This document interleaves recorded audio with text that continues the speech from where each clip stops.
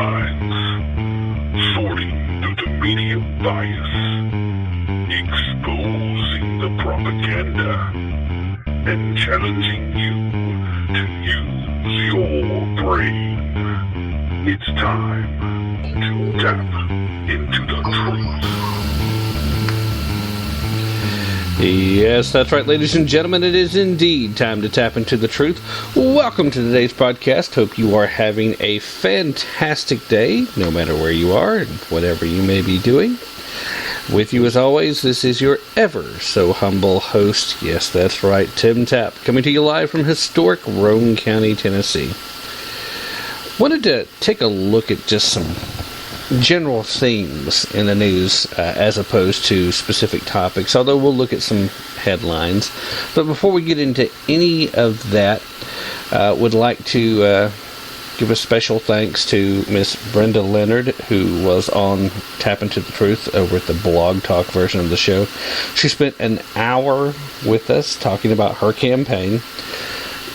She is, of course, one of the people that are seeking the Republican nomination in the primary, challenging current incumbent Republican Lamar Alexander in the U.S. Senate for Tennessee. If you didn't have an opportunity to hear that, I would highly recommend you to slide on over to Blog Talk and check it out. And in the second hour, we were joined by Lady Patriot and T-Team America National Coordinator Diane Sori. She was on the show, and we're talking about a couple of her more recent op-ed posts involving a particular Obama appointee to the U.S. Justice Department Civil Rights Division, and her take on the Bridgegate Christie scandal, which of course has developed a mind of its own and is just getting out of control. The mainstream media and the Democrats en masse are just absolutely piling on between the demands for further investigation and now today the big push to check on possible embezzlement is actually the way some of the headlines read, involving the Hurricane Sandy funds that were used for commercials to promote tourism along the beach areas in Jersey.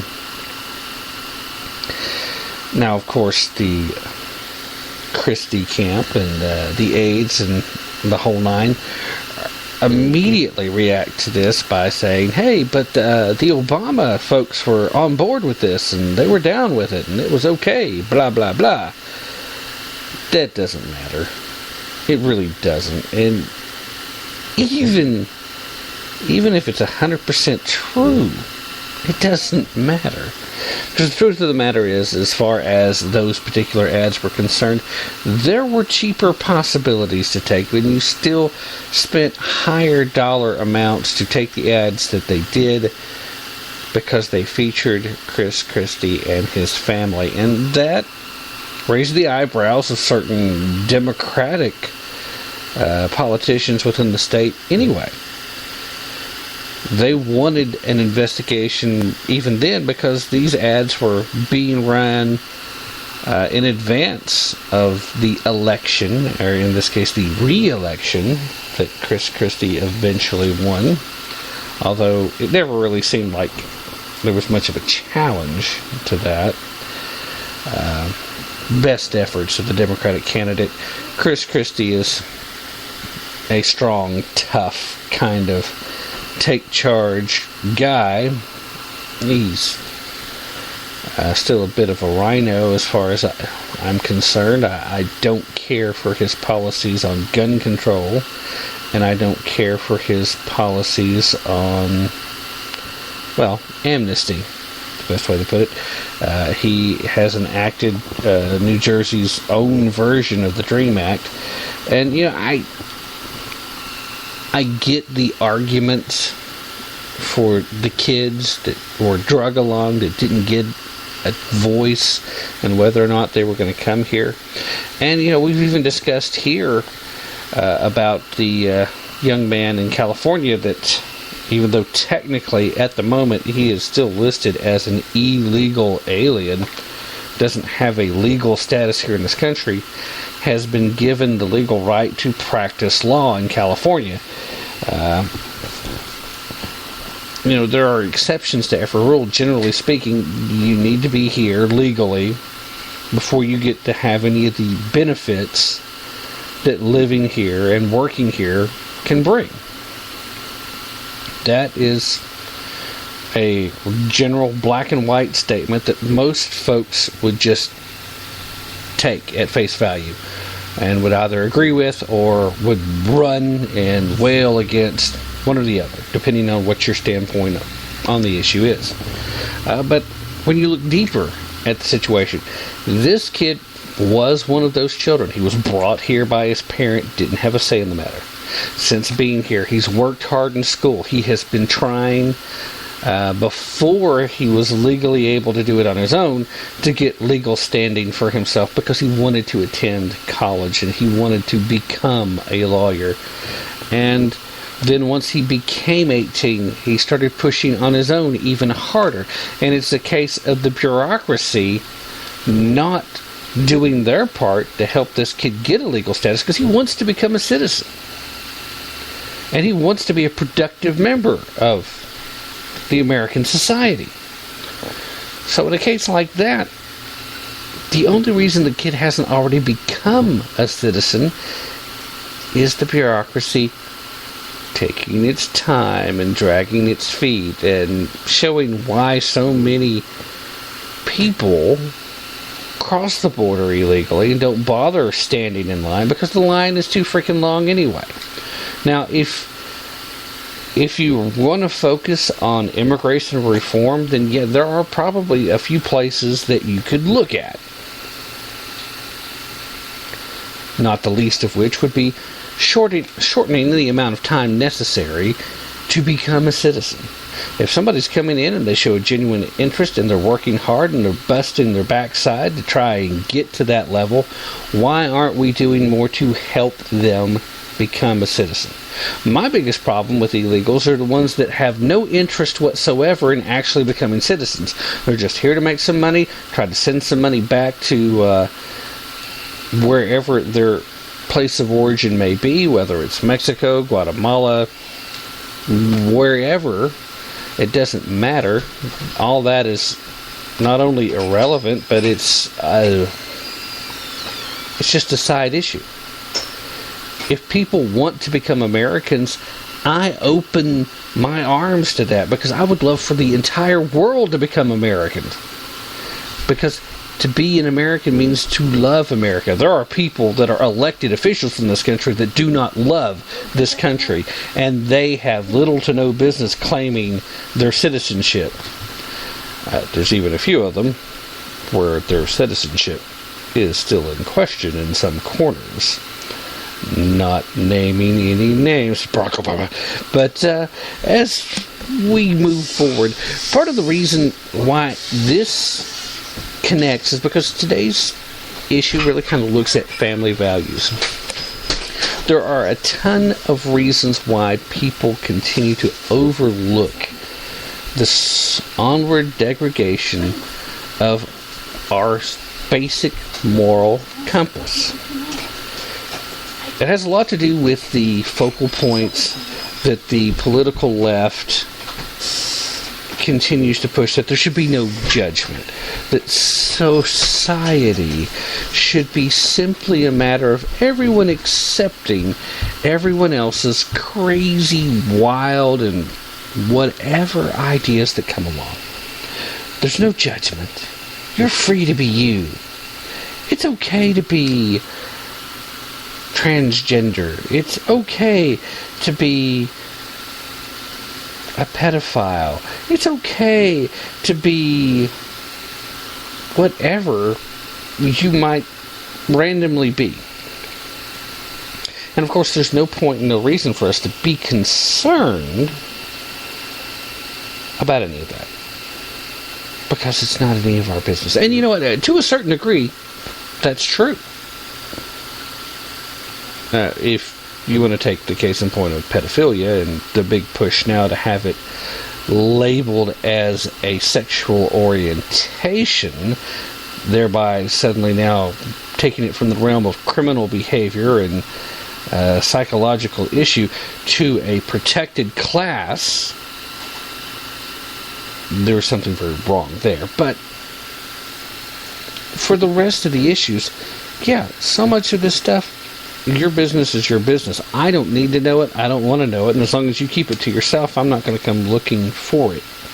I don't care what's going on in your bedroom, and I don't care what type of psychological issues you have, whether it be an Oedipus complex or daddy issues or whatever. All of that is your problems, and you are entitled to deal with them however you see fit, as long as it doesn't involve other people being forced into something one way or the other. Taxpayers should not have to pay for your issues, and you are free to pursue your interests as long as they're legal. If you ain't hurting anybody else, then it ain't nobody else's business. Period. In the discussion. But does that really fit into the classic framework of American culture? A lot of people don't like the idea of American culture. That's why they've been trying to fight against it for over 200 years now. There have always been the so-called progressives. They've been here since the beginning. They never liked the idea of the grand experiment of individual sovereignty, which is what makes America great. That is the core of American exceptionalism. And a lot of people want to try and twist the statement that American exceptionalism is America being arrogant and Americans being arrogant. Hell,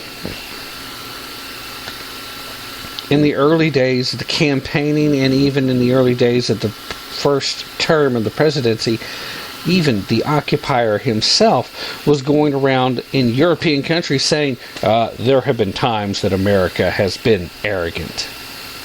He said it in a speech. And not even just once. He said it in Germany, he said it in Spain, and he said it in Italy.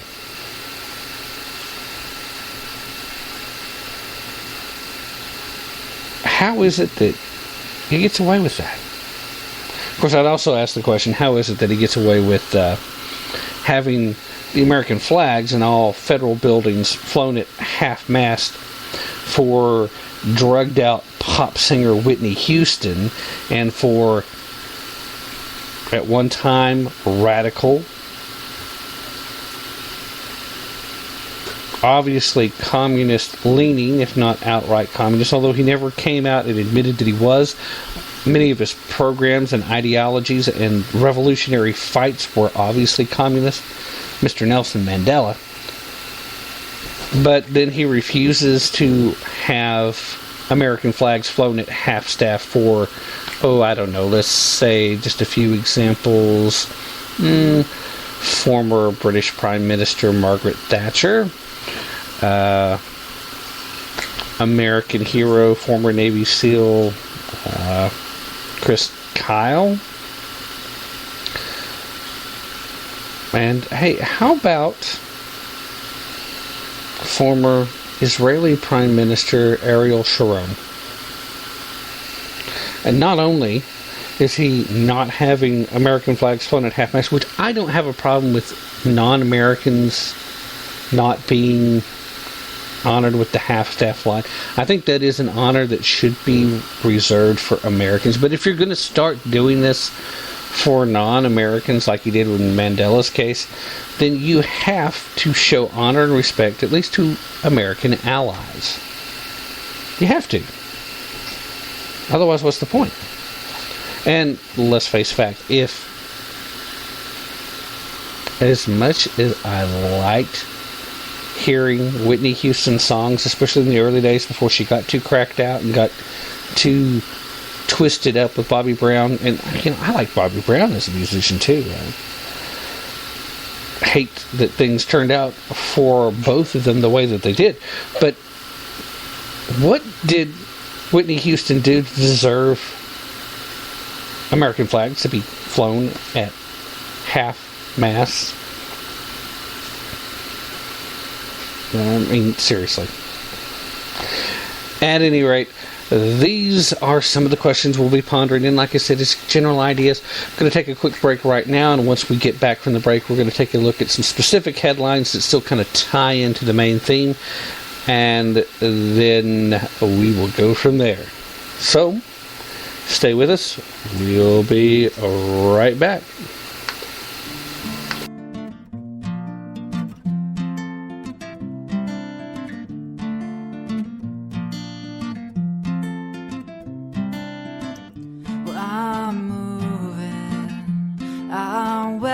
Now they say there's never clouds, so I'm sitting just wishing I could be there somehow. So searched down to Byron Bay, it was my first place before sailing to ballet. Found myself in the Cayenne Peak, a board beneath my feet, saying, why should I leave? It's a journey.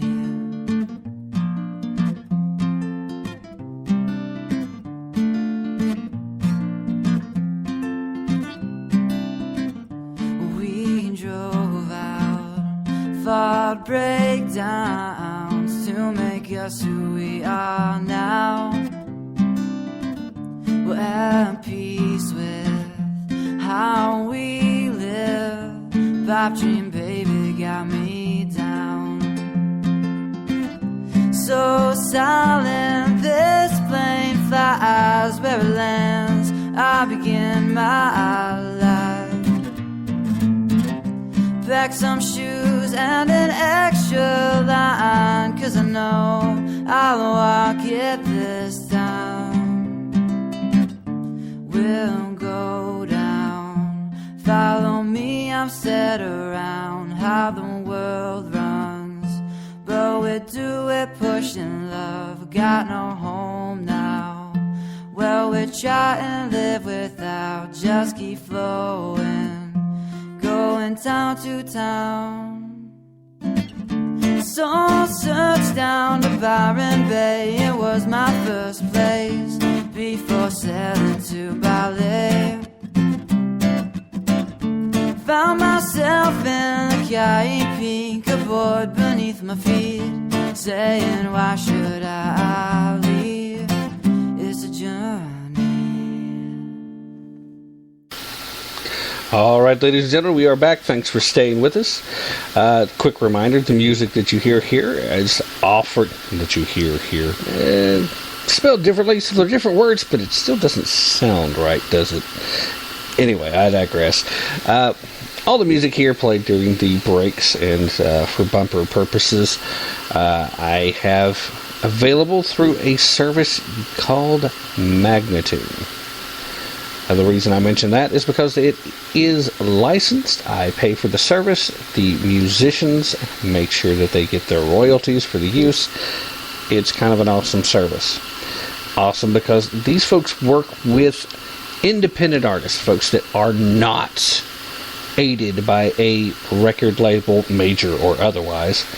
They're kind of on their own. They're trying to make a living in some cases. In other cases, they're just performing for the love of the music, but they're doing it on their own, and something about that I just really, really like. So, allow me now to get to some of these headlines that I wanted to look at today, and there are a few of interest. Some are a little more interesting than others as far as a humor content to them. So let's go ahead and start with one of the funnier ones. For those of you who have not heard yet, there was this list ranking on the most admired people in the United States. This is by people in the United States. Now, you don't have to be in the United States to be on the list, but this is based on the United States effort. Now, the humorous thing here, for me, is the fact that Hillary Clinton was dead last on this list, coming in behind the likes of Rush Limbaugh, behind Bill Clinton, behind Bill Gates, way behind George Bush, that being W. But there are some names on the list other than hers that are kind of disconcerting to me. But ultimately, here's the thing. Hillary Clinton, the former Secretary of State who leads all 2016 presidential polls, except for the ones where you count Chris Christie, even though any polls taken right now probably would not be very favorable, as Christie's in a nosedive because of Bridgegate. Although I did think it was kind of funny. I don't know how many of you guys noticed, but early on, when this first was breaking, they actually called it Bridge Ghazi. At least a couple of outlets did. And they quickly changed that, because they realized that kept bringing people's attention back to Benghazi, and that was kind of difficult to balance their pro-Hillary position with their anti-Chris Christie position. But anyway, it seems that Hillary ranked dead last in the new top 10 poll of who Americans admire most. And at the bottom of who the world admires most, behind celebrities like Angelina Jolie and Russian President Vladimir Putin. Now, according to the new YouGov.com poll conducted for the Times of London, Microsoft's Bill Gates is the most admired person in the world, ahead of Pope Francis and, of course, President Barack Hussein Obama. The runner-up on that list, Clinton ranks 27th on the YouGov's world list. Now, on the U.S. list, she does even worse, coming in 10th of the 10 listed and most named. Among Americans, it seems that Pope Francis is the most admired, followed by the occupier. Then Billy Graham is next, former President George W. Bush, even Rush Limbaugh, the nation's most popular conservative talk show host, beat Hillary, and he came in 9th. For the poll, YouGov went to 13 countries that hold more than half of the world's population and asked people to name who they admired most. Only those living were allowed to be listed. Obama and the Pope dominated the list in many countries. For example, in France, Obama was the top pick. In Germany, it was the Pope. But Clinton, who plans to run on her record as a world diplomat, sorry, I can't help it, that's funny. Anyway, Clinton is going to run as a world diplomat, doesn't show up in the top 10 of the other highlighted lists in the YouGov poll. U.S. secret tattletale Edward Snowden appears up on some lists, including Russia and Germany. Now, here's the bottom line. As far as just in the U.S. alone, it starts at number 10, Hillary Clinton. Number 9, Rush Limbaugh. Number 8, Bill Clinton. Number 7, the Dalai Lama. Number 6, Oprah Winfrey. Number 5, Bill Gates. Number 4, George W. Bush. Number 3, Billy Graham. Number 2, the occupier, Mr. Barack Hussein Obama. And number 1 in the U.S. by more than double from the second place, the current Pope Francis.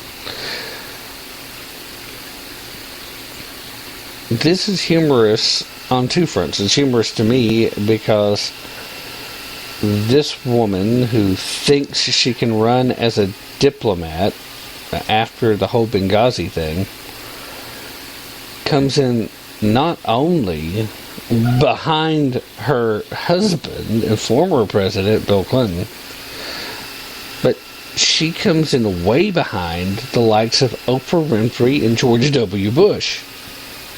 She even comes in behind Rush Limbaugh, who's supposed to be the devil, according to every Democrat that's ever not listened to the show but hears snippets. And you can tell the people who've listened to Rush and who haven't, based on what they say about what he said. How on earth is this woman supposed to run a legitimate campaign? What Democrats can get behind her?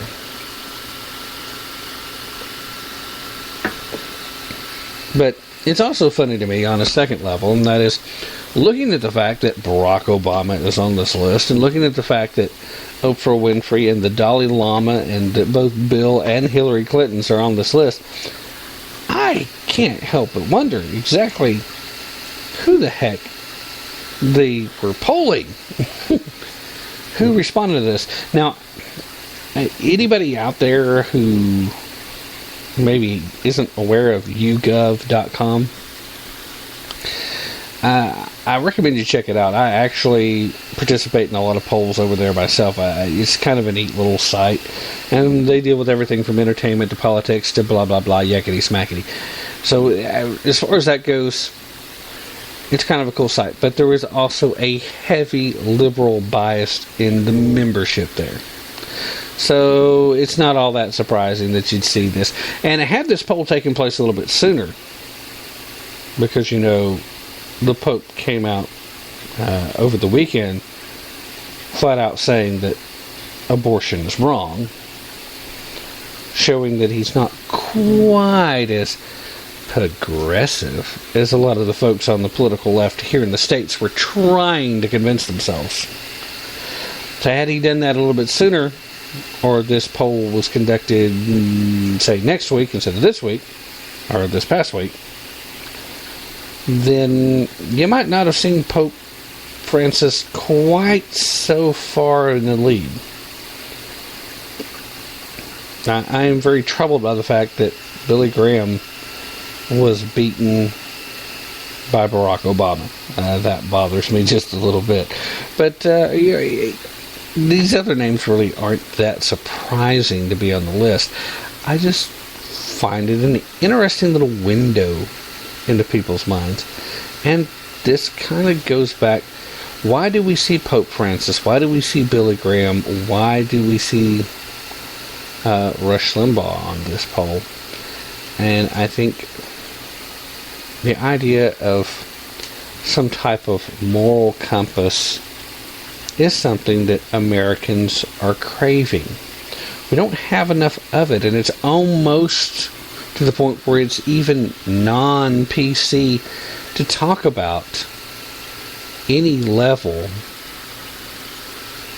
of conscious effort to have a moral compass or to be a moral leader yourself. Let me lead my family. Let me be the father. Let me follow biblical principles. Oh no, none of that is acceptable. That's part of what we've lost. Anyway, another, and we'll move to a non-humorous headline real quick, and we'll dive into the story a little bit. This story we followed with particular interest on this show, again, for the very moral compass, family values issues that I'm talking about, and that's the Steubenville rape case. Have spent nearly an entire episode, nearly an entire broadcast on Blog Talk when they talking about the events leading up to the trial. As the trial hadn't quite taken place yet, of these two young men who were convicted of rape in this case. Both of them got extremely short sentences, as they were youth and they were treated as juveniles. In fact, one of the two of the perpetrators in this case has been released already. He's barely spent a year in custody. Well, it seems that deric-lostutter, don't mean to butcher your name, Derek, so apologies. Please don't take any offense. He's the anonymous hacker, and by anonymous I mean the group Anonymous, the hacktivist as they like to call themselves. He's the hacker who exposed the whole Steubenville rapist thing in the first place. He broke into school files and released them and got them into the mainstream media front and center. It's the main reason that there was a conviction. There was even an investigation and a case, period. Well, he's 26 years old. And, like I said, he's the one who leaked the evidence that led to the convictions of the two individuals in the Steubenville, Ohio rapists. And he's now facing more time in jail, actually he'll be going to prison, than the rapist that he exposed. Now, the Steubenville rape case, of course, made headlines when a video made by one of the rapists themselves and their friends proved that their victim was unconscious and unable to consent. But instead of giving Lostutter thanks for exposing these criminals, the FBI raided his house back in April. And at first, he denied that he was the man in the video. But he decided to come forward after the reaction of the rapist and after they were exposed. But now he's facing 10 years behind bars if he's indicted for obtaining tweets and social media posts which revealed the details of the rape, as well as for threatening action against the Steubenville rapists and school officials who helped to cover up the crime. He posted the videos to the Steubenville High School football team website, bringing national attention to the case and, more importantly, the cover-up. Word of the 10 years actually was just coming out as Mr. Richmond was being released from prison, quote, for good behavior. Now, of course, the Richmond family released a statement following his release, which focused on how hard the past 16 months had been. The attorney for the victim of the rape noted that there was no apology made to her in that particular statement. Now, although everyone hopes convicted criminals are rehabilitated, it is still disheartening that this convicted rapist press release does not make a single reference to the victim or her family. And so it doesn't show very much remorse, does it? One would expect to see the defendant publicly apologize for all the pain that he had caused, rather than make statements about himself. Rape is about victims, not defendants. Obviously, the people writing his press release have yet to learn this important lesson.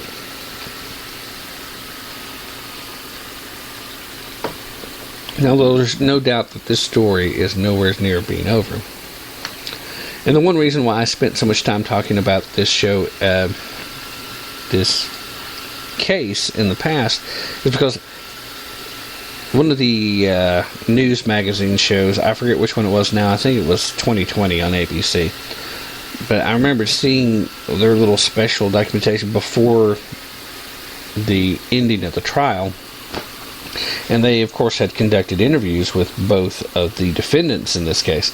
And what struck me in this case was that these two kids, these two guys, despite admitting to so much of the accusations that went on here, they genuinely had no idea that they had done anything wrong. They just didn't get it. They didn't understand. This girl's so drunk that she couldn't say no if she wanted to, so that means she must be saying yes. Of course, that's not actually a quote from what they said. That's just me being me. But they really didn't get that they'd done anything wrong, and that just struck a chord in me. And it made me question how badly we have failed our children, how badly we have failed this generation in trying to teach right from wrong. And so much of that is the popular culture. So much of that is the failure to pass judgment. We no longer are even allowed to discipline our children in public. Not really supposed to do it at all. Ooh, you're supposed to give them a timeout. Well, all the timeout does is give rambunctious children time to think of a new way to do something. It's not a real repercussion.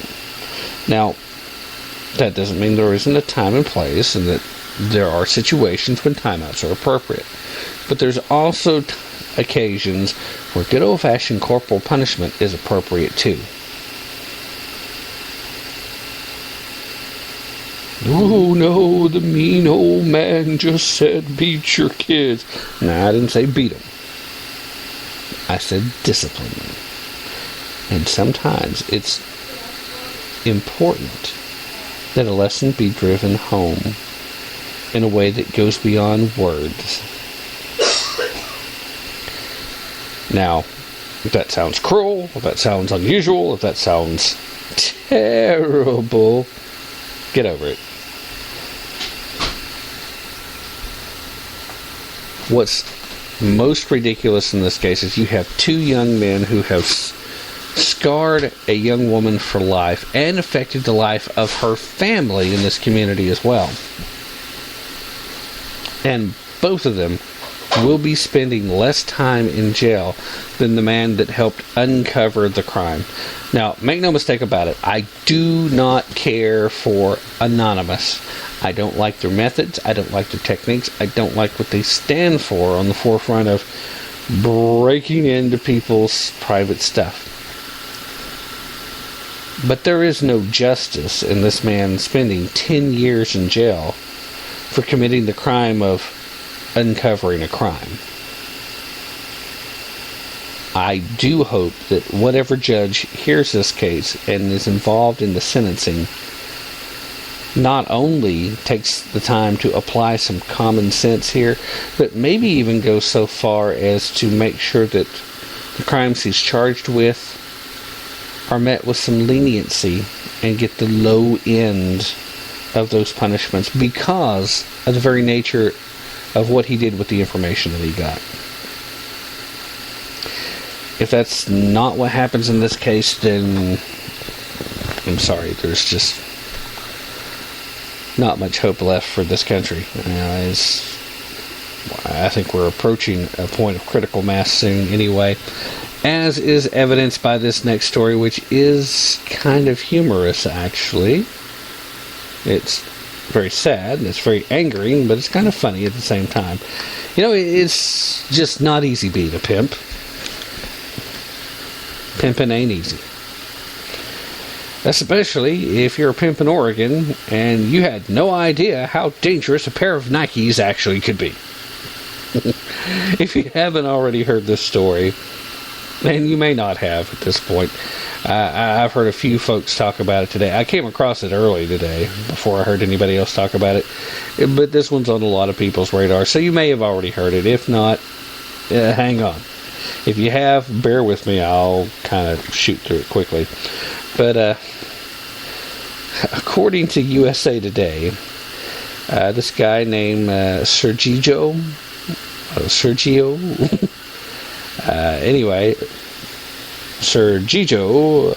Stanford Cardry, 26-year-old, used a pair of Nike Air Jordan shoes to repeatedly stomp on the face of a client. I know during broadcasting and podcasting you don't get to see the air quotes, but they were there for that. A client, after the man allegedly would not pay his prostitute for the services he had received. So, in early 2013, Clarity was found guilty of second-degree assault for the crime, which required the beaten man to obtain reconstructive plastic surgery, and a litany of other crimes were also added on, ultimately earning him a 100-year prison sentence. 100 years. So he obviously was facing more than just the second-degree assault charge. See, now the former pimp is blaming Nike for a big part of his problems here, and has authored a 3-page handwritten complaint asking a judge to order the athletic company to place warning labels on the, quote, potentially dangerous Nikes and Jordan merchandise. See, it seems he's become a bit of a jailhouse lawyer, who in this case he has filed in his little brief here, quote, under product liability, there's a certain standard of care that is required to be upheld by potentially dangerous products. Due to the fact that these defendants named in this tort claim failed to warn of risk or to prove an adequate warning or instruction, it has caused personal injury in the likes of mental suffering. Clarity noted in that mental suffering section that he has starved himself and attempted suicide several times.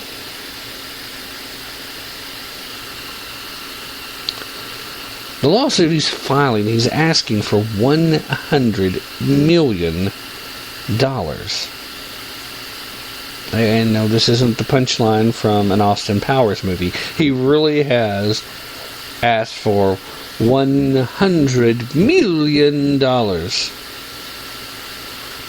because Nike hasn't labeled their Air Jordans as dangerous. And what's really scary is the judge is going to hear this. They read this 3-page handwritten complaint, and they're going to hear the argument. Now, if this wasn't Nike, I suppose it could have been Converse, possibly Under Armour, maybe Adidas. But if it was anybody other than that small group of folks, I don't think a judge would waste any time hearing this. But because there is a huge amount of cash possibly available here, I suppose that might be part of the reason. But ultimately, while he has a point when it says under product liability, there is a certain standard of care that's required to be upheld by a potentially dangerous product. The product here in question is a pair of shoes. Now, when you are using shoes in an appropriate and proper method, the described method of use, typically they're not that dangerous. Normally the worst thing that you have to worry about is them not keeping their laces tied and you tripping. And even then, very rarely is that the fault of the shoe manufacturer. Oftentimes that's a failure on your part to lace them up properly. This is part of the same mentality that requires us to put caution, contents may be hot, on a coffee cup. I'm sorry, but when it comes to coffee, shouldn't we expect it to be hot? It's now necessary for us to label everything. This is the nanny state. This is the dumbing down of the populace. The forced assumption that it's the responsibility of those that would do something for you to make sure that you're not so stupid as to mess it up. I personally would rather assume people are smart enough to know how to use a pair of shoes. This guy's a joke. This is probably, I say probably because there may be something else I haven't heard yet, and there's a couple that kind of come close, so it might come down to a matter of opinion, but this is probably the most ridiculous lawsuit of all time. And the fact that the dollar amount is requesting $100 million because these Nike shoes were not labeled as potentially dangerous. Again, I'm sorry, Mr. Pimp, but that's why you're supposed to use the pimp hand.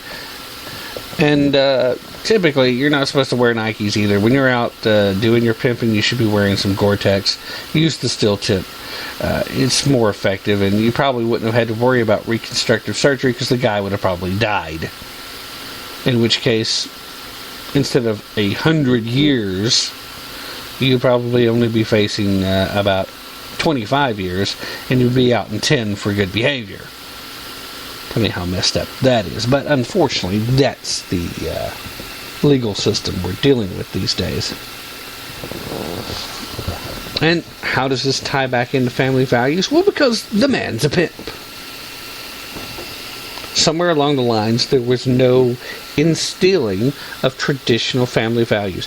I'd be curious, as I have not done the background research into this individual, to find out what kind of family structure he came from. I ask that because in cases where you have a strong, tight-knit family group, you normally have honest, decent, hard-working folks that aren't out pimping. And obviously, before you come hammering down on me, there are always exceptions to that.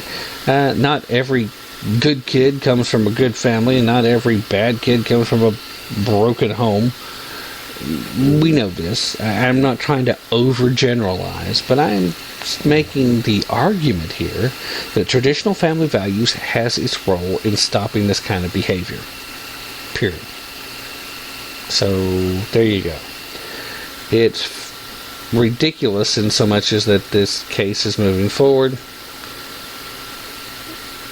It's kind of funny But at the same time, we're still talking about a guy that used a pair of Jordans to kick someone else's face in to the point that they needed reconstructive surgery. And somehow that's Nike's fault. Another quick story came across this afternoon that some folks were actually making the point that they think this may be draconian. See, Alabama State University has a brand new president. Miss Gwendolyn Boyd has recently taken on the role of president of the Alabama State University, which of course is in Montgomery, in case you're not familiar with the school. Now, her new contract is pretty straightforward. She'll get a salary of $300,000 each year and a fairly standard benefit package. She'll also get $1,000 per month for the use of her personal vehicle and up to $10,000 in moving expenses on the front end. She'll also get to, and in fact will be required to, live on campus. She has this nice little place on campus that is the president's home. Lots of colleges do that. But you see, Boyd is single, and she'll be forced to conduct any long-term romantic relationships or short-term romantic relationships, or even just one-night flings of whatever. She'll have to do it outside of her new on-campus residence. See, Boyd's 2-year contract states, in relevant part, for so long as Dr. Boyd is president and a single person, she shall not be allowed to cohabitate in the president's residence with any person with whom she has a romantic relation. This contract language is highly unusual. However, Boyd, who's 58 years old, has gone on record as saying the clause doesn't bother her. I do live alone, so it's not a problematic for me, she was quoted as saying. Boyd and officials from other public, taxpayer-funded, historically black schools signed the contract on June 2nd. The Birmingham News posted the contract in its entirety.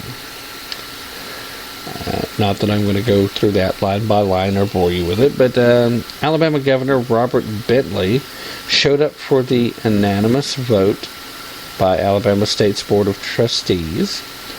The governor also happens to be one of the trustees by virtue of being the governor. And he called Boyd an excellent choice. Boyd is an engineer by training, and she attended Alabama State as an undergrad, and she remains an enthusiastic supporter of the school. After graduating, Boyd went on to earn a master's degree from Yale University. She's worked for the last 3 decades at the Johns Hopkins University Applied Physics Lab. She's also an ordained elder in the African Methodist Apostle Church. And Alabama State has been mired in controversy prior to the selection of Boyd as the school's new president. That controversy, which involved a forensic accounting, among much else, is far from over. At last, Alabama State University President Joseph Silver didn't last very long on the job. He was ousted, he claims, after he cast doubt on certain policies in place that he said did not benefit the school. Now, the point of this article is that a lot of folks were coming right out and saying that this isn't a fair clause in the contract. Just because she's single, she shouldn't be forced to be lonely. And she's not. Most universities have clauses in contracts for their employees and for their student athletes. It's called a bum, bum, bum, morals clause. And of course, that's why a lot of folks hate it. But the ultimate reason is when you're in one of these positions, you are a representative of the university. A lot of other companies feel the same way for high-ranking executives. You're expected to behave and conduct yourself in a manner that brings honor and respect to the university. Now, she herself has not made a big deal about it and was evidently a little surprised that anyone else was going to. But that still brings us back to that family values question. Why is anybody asking if it's fair that this clause be there? Because number one, yes it is. It's fair that the university would expect anybody that works for them, especially in a high-profile position, to behave in a manner to which brings honor and respect to the university. But it is also fair in so much as the fact that she had to be aware of that clause before she signed the contract. So obviously, she's okay with it. If it was a problem, she would have tried to have negotiated it out of there. And I don't know if Alabama State would have relented on that or not. Chances are they probably would not have, but they may have played a bit around the edges with the phrasing to make it a little less black and white, a little more ambiguous towards its meaning. I certainly would think that would be the case. But ultimately, there was a time where nobody would have questioned something like that. In fact, it would have raised more eyebrows if there wasn't such a clause in place. Of course, what's most disappointing is there's also a time in our history, not that far ago, where such a clause would not have been necessary, where nobody would have thought to behave in a fashion that would openly bring scandal to themselves, let alone to an employer. So it concerns me very deeply that this issue was been pointed out to be an issue.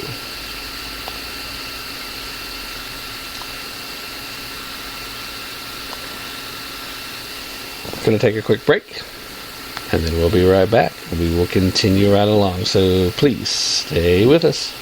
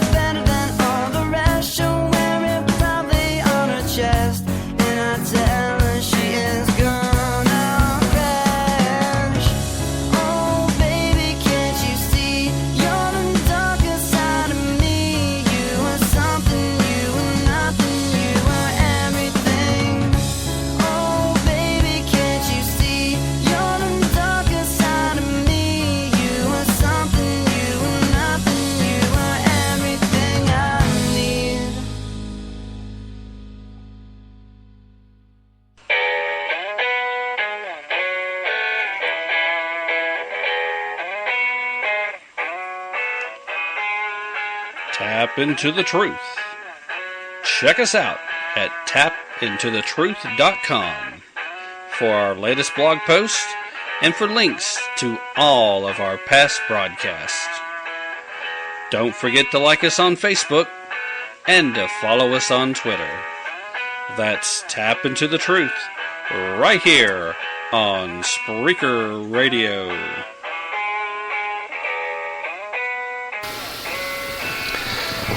Yes, that's right, Spreaker.com. That's where we're at right now. And of course, if you're listening to me live, you already know that. But if you're listening to the podcast, maybe you're catching it here. Or maybe you're catching it at tapintothetruth.com. Or maybe you're hearing us at Stitcher.com, at TuneIn.com, or maybe even over at iTunes. But regardless of where you're hearing it, I still want to thank you for taking the time to listen. Especially if you've listened this far in, because we've been going better than an hour, and, well, let's face it, that's an hour you're not getting back. So thanks for giving that much up and giving me a lesson. Now, we were talking previously about ambiguous language, which kind of leads into the action today at the Supreme Court. See, today, Justice Anthony Scalia basically just slammed Barack Hussein Obama's interpretation of the U.S. Constitution during oral arguments over recess appointments. These were those magical, mystical recess appointments that took place last year when Congress actually wasn't in recess. Now, they weren't conducting official business, but they were still gaveling in and gaveling out, which technically, according to Congress, means that they were in session. So, if Congress is in session, then obviously they're not in recess. And if they're not in recess, you can't actually have recess appointments, can you? Well, let's look at that, shall we? This particular case, the National Labor Relations Board versus Noel Canning, is over whether the president acted legally, which of course he didn't, but that's, in my opinion, not legally binding, unfortunately. At any rate, whether or not the president acted legally when he made a series of temporary appointments to the National Labor Relations Board while the Senate was not conducting business, but still gaveling in and out every day. Clause 3 of the Constitution section on presidential powers states that the president shall have the power to fill up all vacancies that may happen during the recess of the Senate by granting commissions which shall expire at the end of their next session. Now, of course, what happens to be at issue is if the president acted in poor faith, is that even a question, by saying the Senate was not in session. Solicitor General Donald Verrilli argued that the Constitution is ambiguous on the subject. Now, we just read that, and I didn't see what was ambiguous at all about that. At any rate, he was quoted as, actually, he wasn't quoted, but Scalia was quoted as saying, "It's been assumed to be ambiguous by self-interested presidents." Now, after Scalia's retort, the courtroom was filled with laughter and oohs and ahs and oh my's. Although not a full-blown, full George Takei, oh my, but there was certainly a strong reaction. Oh my. Since the National Labor Relations Board conflict, Senate Majority Leader Harry Reid has broken centuries of tradition by allowing Senate approval for appointees by majority votes, thereby making the case less consequential to Senate procedure. But if the Supreme Court rules against the White House, the board's executive actions that have been taken in that time period will no longer be valid. So it will have ramifications for the National Labor Relations Board. It'll be interesting to see what the final decision is. I think Scalia has set the tone, and I think most of the judges will probably follow suit, even the more liberal judges, because it's very difficult for these guys and gals to continue to ignore how lawless the Obama administration truly is. They have been publicly admonished in the past by Obama personally over a decision that he didn't like. And he essentially decided for himself whether Congress was in session or not. The Senate was obviously in session. So I don't think there's much leeway in this, and I do think Scalia makes an excellent point in so much as saying that it's not really a matter of the Constitution being ambiguous.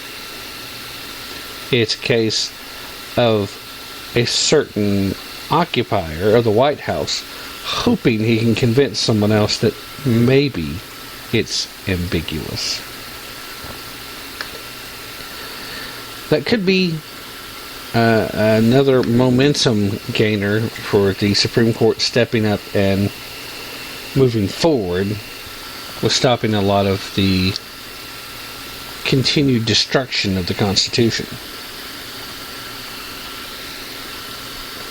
I can only hope that that'll be the case. Also making the headlines, as it turns out, according to the Weekly Standard, Harry-Reid is blocking the Iran sanctions vote. Obama is getting tougher on Congress than Iran. The Iran nuclear deal is in place, or so they say. And Senate Majority Leader Harry-Reid is preventing the Senate from voting on Iran sanctions to be implemented in case the Iran deal falls through. Reid is holding up the vote at the urging of President Obama. Understand, when you hear me refer to him as President Obama, I'm merely quoting someone else's statement. If you hear me saying it's always going to be the occupier, or it's just going to be Barack Hussein Obama. Now, the Emergency Committee for Israel is calling on Reid to allow the vote on the sanctions bill that is supported by many Democrats and Republicans and well over half of the Senate, including one of my least favorite people on the planet, Mr. Chuck E. Schumer. It always makes me a little nervous when I find myself on the same side of any issue as Chuck Schumer. Don't know why, but it just does. At any rate, the ECI asked in a statement, who says President Obama isn't tough? With today's announcement of the impending and implementation of the impending agreement with Iran, Obama has shown a willingness to be tough in confronting the pro-Israel majority in Congress, threatening to veto any legislation that would punish Iranian deception or prevent the White House from acquiescing to a bad deal with Iran. With Iran, on the other hand, Obama is willing to accept an agreement that weakens even the original bad deal he announced 2 months ago.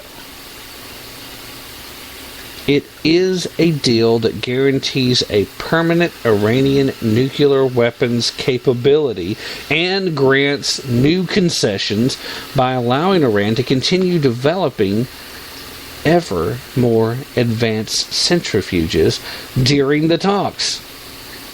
it is a deal that, as Iran's deputy foreign minister boasted just today, rolls back nothing and means Iran can return to the previous situation within a day. Quote, "We urge Senator Reid to allow a vote on the Menendez-Kirk bill to ensure that the interests of America and our allies are not subordinated to the political interests of the Obama White House."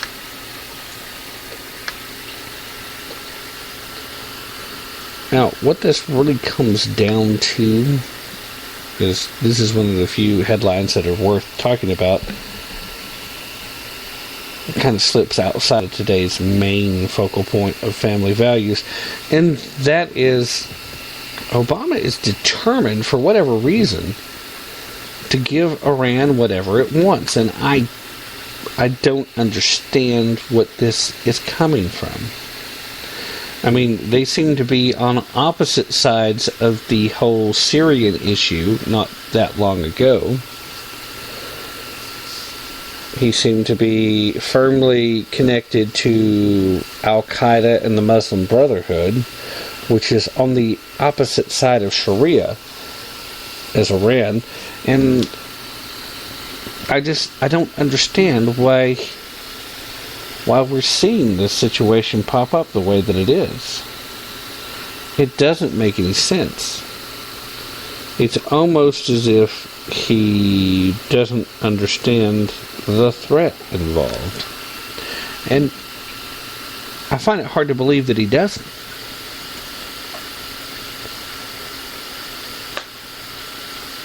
There does have to come a time where you realize that you are helping someone to become far more dangerous than what they already are. Now, it's important to keep in mind, too, that the Iranian people is not the same thing as the Iranian government.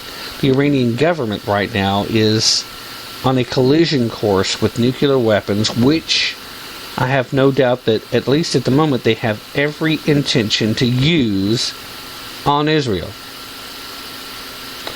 And whether you like or dislike the Israeli government, the Israeli people have done nothing to deserve to be a target of Iran or any other Arab nation-state neighbor, despite what they may be trying to convince you of.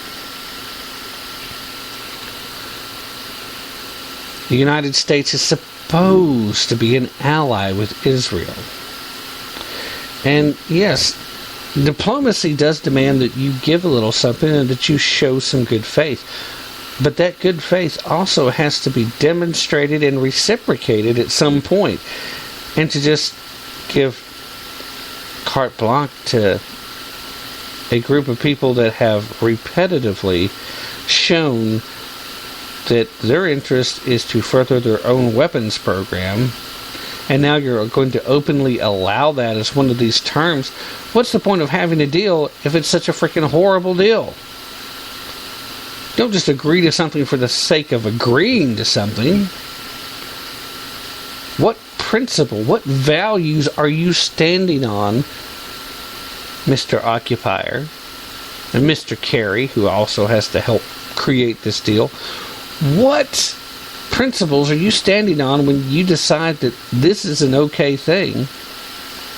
You're certainly not serving the American people. You're certainly not serving the allies of America, both in the region and throughout Europe, who all become endangered by this if it continues at its current pace. What is the end game? What is the purpose? What is it that you have in mind that you think this is a good deal? Somebody needs to ask him this question, and they must keep asking this question until we get an answer. Sadly, I don't think we'll ever get an honest answer, because the honest answer probably ends with him being forcibly removed from office. I don't believe that it's an accident, and I certainly don't believe that there's any unintended consequences that are going to be involved as a result of these ridiculous ideas of a deal. Why Harry-Reid's carrying water here and refusing to let a vote get to the floor is beyond me. We've documented in the past how little Harry-Reid actually likes Barack Obama.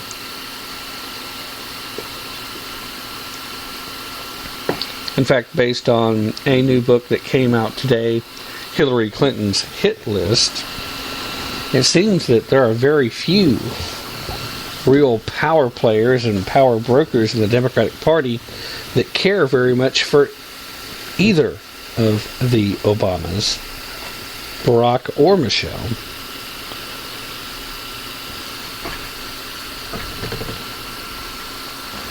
We'll see how this continues to play out, but if you're not paying attention to this Iranian thing already, it's past time. We need to wake up. We need to be watching this.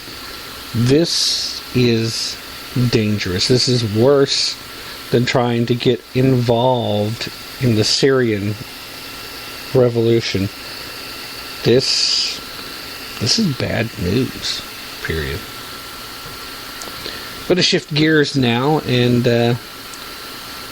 this is the robot part of Robots and Family Values. A little something I wanted to go over because this plays into that age-old argument about how much fast food employees should be getting paid. And we know, unless you've been hiding under a rock or living in a cave, so I suppose if you're an original member of Al-Qaeda, you might have missed this, but during the course of this past year, there's been a few rallies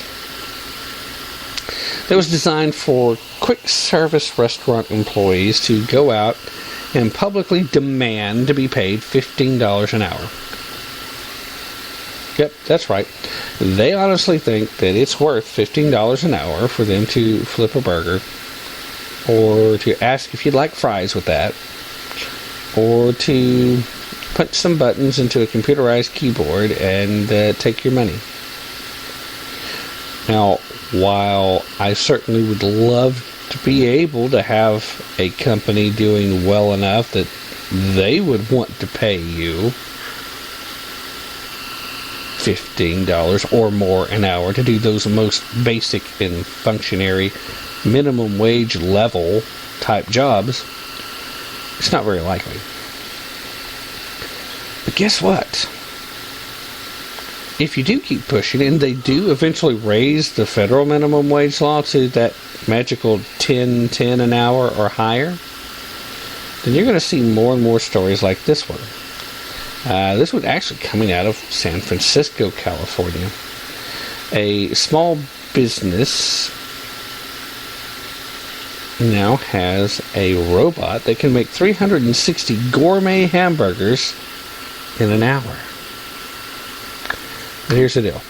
Now, small business owners in Southern California have struggled against high taxes and a rising minimum wage for a long time. Remember, California's state minimum wage is much higher than the federal minimum wage.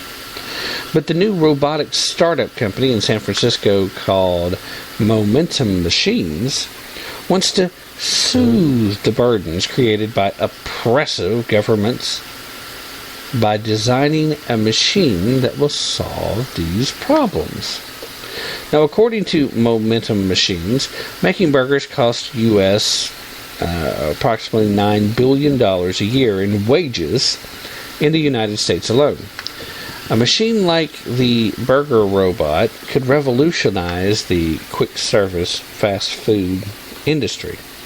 The company's website reads, quote, "Our Alpha machine replaces all of the hamburger line cooks in a restaurant. It does everything employees can do except better." Now, I for one would have to see that in action before I believed it to be the case.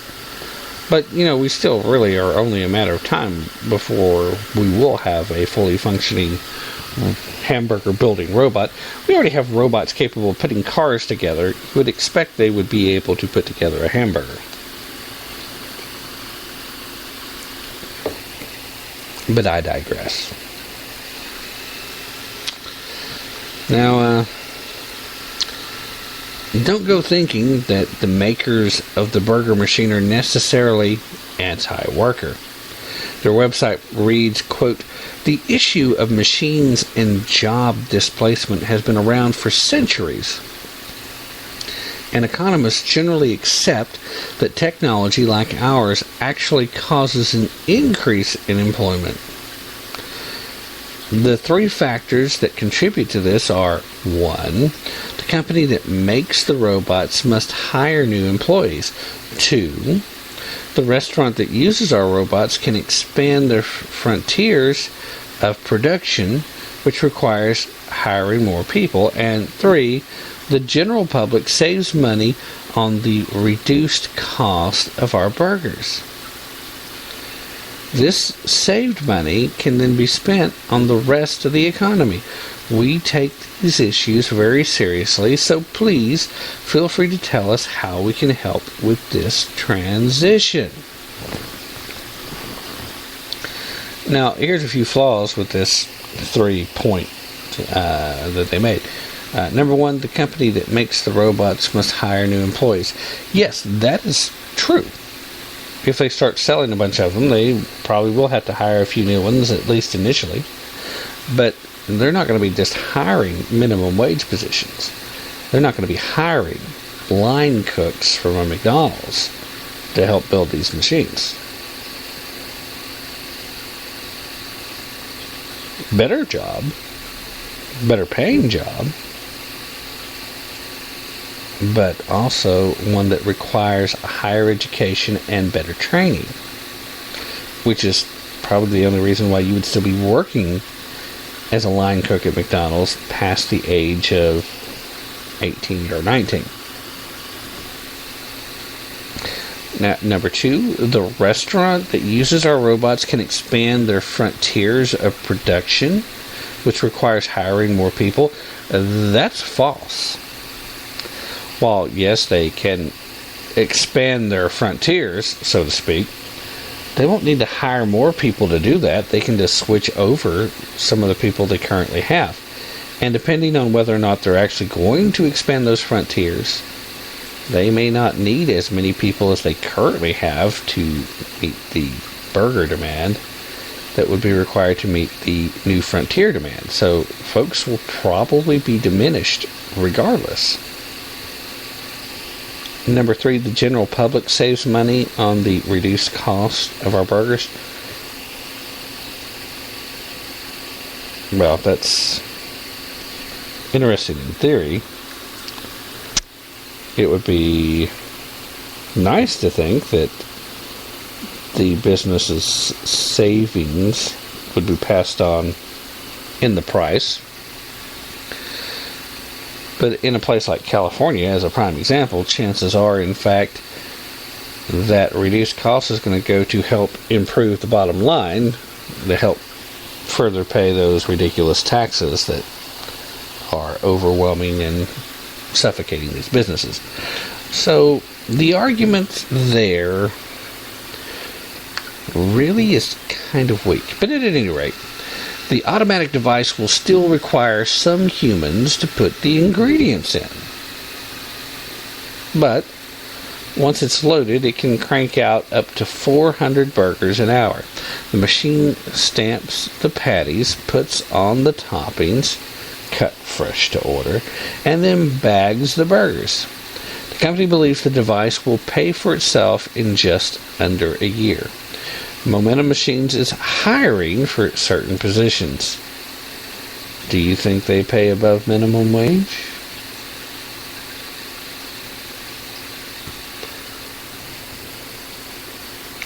I tend to think they probably do. But, here's the other thing about that minimum wage argument. Most companies are paying above minimum wage. The folks that are getting paid minimum wage are the folks that have just been hired, the folks that are just entering the workforce. Or maybe someone who just happens to be coming to the job. If you're a new hire at a quick service restaurant, unless you're coming in with a ton of experience and are being hired for a management position, excuse me, I hate it when I get the hiccups while I'm trying to broadcast. If you're trying to walk in and you're new to the job, then you should expect to get paid minimum wage. But as we've discussed in the past, typically between 6 months to 12 months, you've earned your first raise. Or you've received a raise, whether you've earned it or not. So with that having been said, you're no longer making minimum wage. Raising minimum wage to an unreasonable, unsustainable level will undoubtedly cost jobs. And I've also made the point before that as that minimum wage entry level, let's take a chance on you as a new employee, positions become more and more expensive to fill. Companies will become more and more selective about who they will take that chance on, who they will have fill that bill.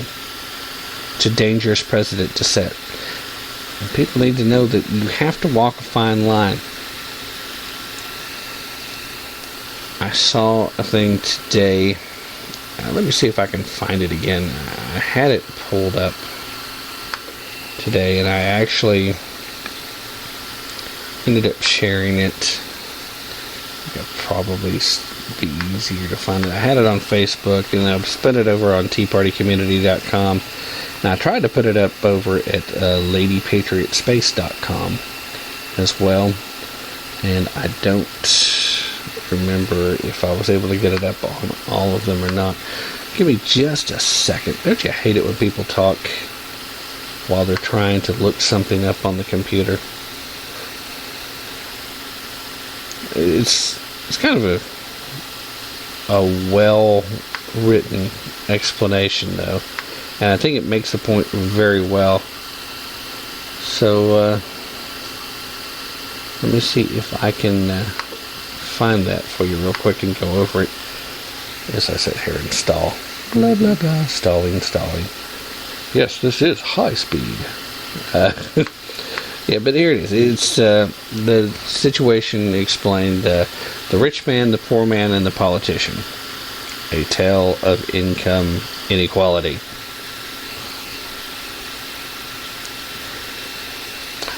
There's a rich man and a poor man. The rich man makes $1,000 a day. The poor man makes $10 a day. The difference in their income is $990 a day. Now the rich man builds a factory. Now that rich man is making $2,000 a day. And he gives the poor man a job at the factory. Now the poor man makes $100 a day. The difference in their income is $1,900 a day. But remember, the poor man's now making $100 a day, where he had been making $10. Making 10 times more, while the rich man's doubled what he's making. Now, the politician comes along. He decides that the income gap has grown too large. He taxes the rich man $1,000 a day and gives it to the poor man. But now the rich man can no longer afford to run the factory. He closes the factory and the poor man loses his job. Now everything is just as it was before. And the politician takes credit for closing the income gap. Well, that is about as succinct and wide open and obvious response to this whole argument as I think anybody can make. And it's a prime example of how this works. To be able to get more people to understand that is the challenge. People need to understand that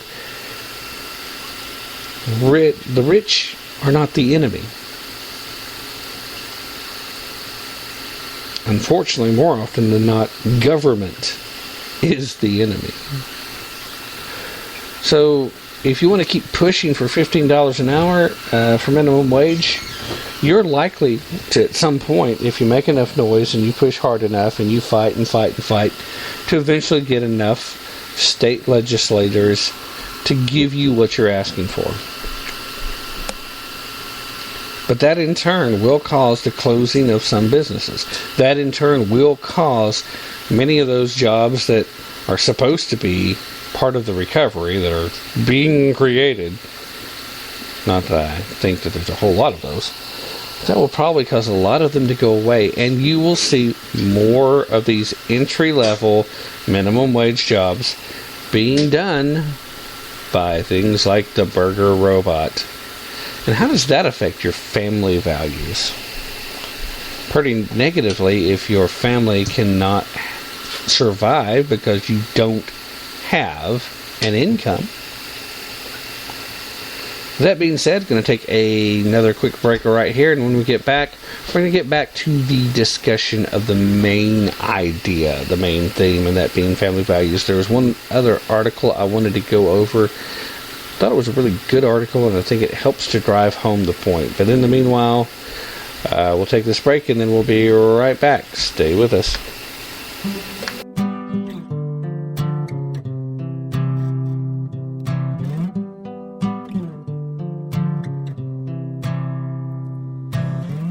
Been bleached by the ocean water, where waves and sun and sand surround him. Breaks been slow, so we just let go. We sit out under the mellow sounds of water in the shallows. Eyes be brown, be soft, be so nice. Well, time goes by, but we don't mind. Just reflections in our eyes as we stay. Well, they got no end to a perfect place. Sun goes down, blankets come out. We stay up till it's back around. Light breaks through at 1:45 you. In my arms, it's all I knew.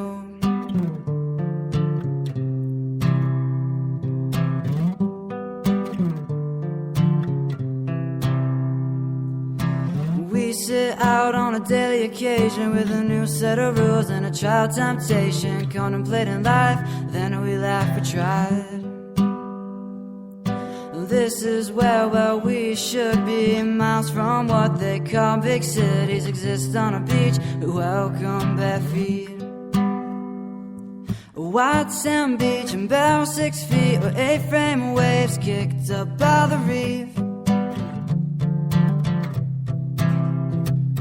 A slow-paced life makes no disguise. We might care what happens sometimes.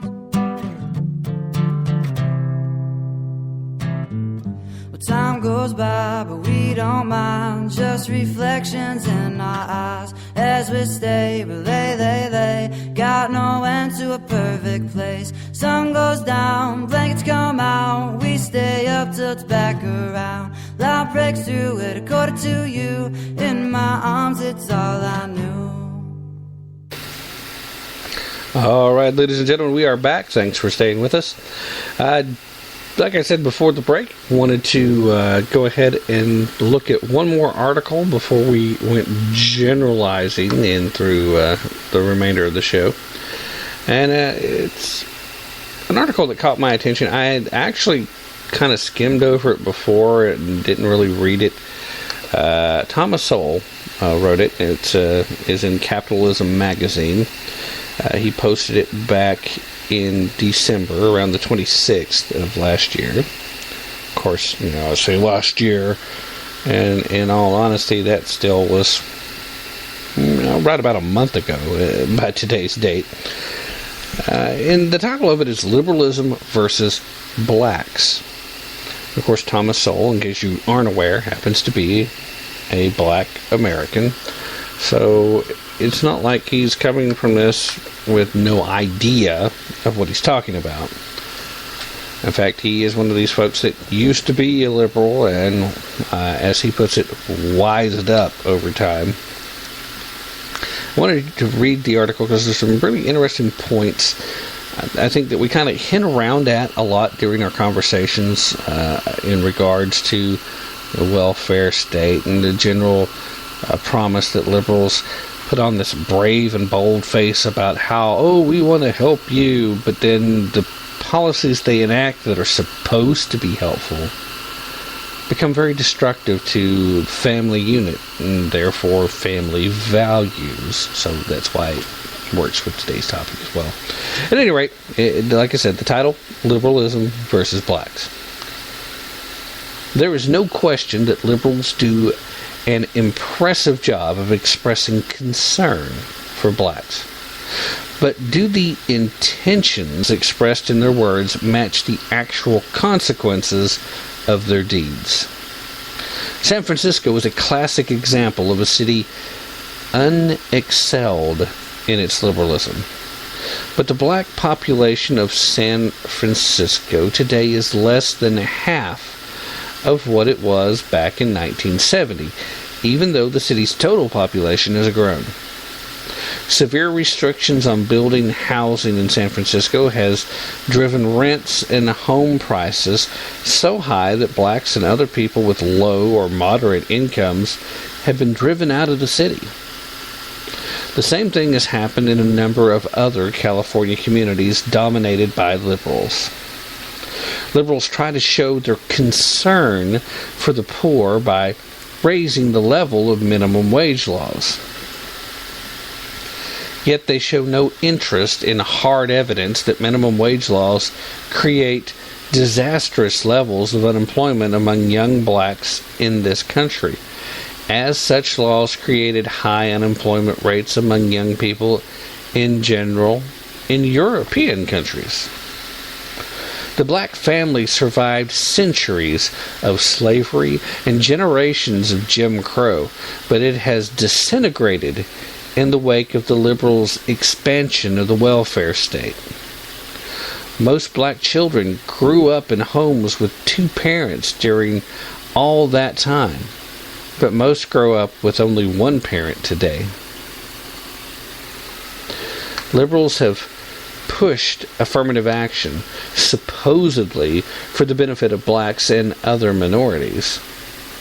But two recent factual studies show that affirmative action in college admissions has led to black students with every qualification for success being artificially turned into failures by being mismatched with colleges for the sake of racially body count. The two most recent books that show this with hard facts are Mismatched by Richard Sander and Stuart Taylor Jr. and Wounds That Will Not Heal by Russell K. Neely.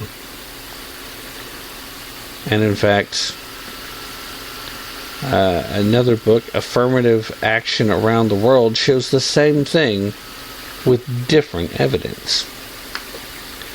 In all these cases, and many others, liberals take positions that make them look good and feel good and show very little interest in the actual consequences for others, even when liberal policies are leaving havoc in their wake.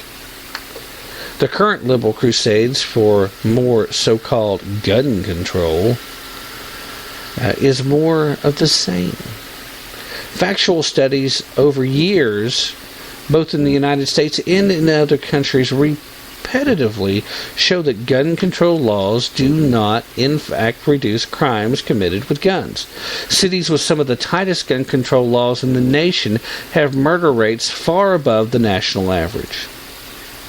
In the middle of the 20th century, New York had far more restrictive gun control laws than London, but London had far less gun crime. Yet gun crimes in London skyrocketed after several gun control laws were imposed over the next several decades. Although gun control is not usually considered a racial issue, a wholly disproportionate number of Americans killed by guns are black. But here, as elsewhere, liberals' devotion to their ideology greatly exceeds their concern about what actually happens to flesh and blood human beings as a result of their ideology. One of the most polarizing and counterproductive liberal crusades of the 20th century has been the decades-long bustling crusade to send black children to predominantly white schools. The idea behind this goes back to the pronouncement by Chief Justice Earl Warren that separate education facilities are inherently unequal. Yet, within walking distance of the Supreme Court where this pronouncement was made was an all-black high school that had scored higher than 2/3 of the city's white high schools taking the same test. Way back in 1899. But who cares about facts when you're on a liberal crusade that makes you feel morally superior? To challenge government-imposed racial segregation and discrimination is one thing. But to claim that blacks get better education if they sit next to whites in school is something very different. If it is something that goes counter to the facts, then it must be seen as such. Many liberals' ideas about race sound plausible, and it is understandable that these ideas might have been attractive 50 years ago. What is not understandable is how so many liberals can blindly ignore 50 years of evidence to the contrary since then. Now, and just on the off chance that you have no knowledge whatsoever about Thomas Sowell, I'll give you a little bit of background. He's published a large volume of writing, literally dozens of books, as well as numerous articles and essays. He covers a wide range of topics, from classic economic theory to judicial activism to civil rights to choosing the right college.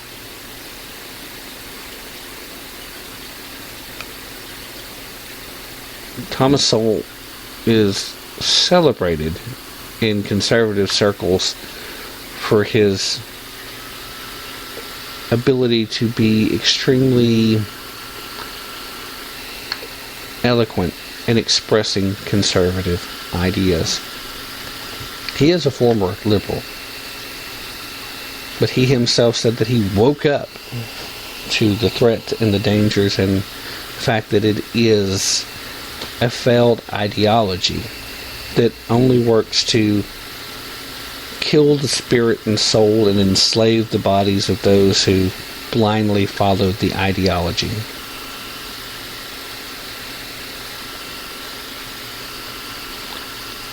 He makes some very good points in that article, and that's why I wanted to make sure that we spent some time discussing it, because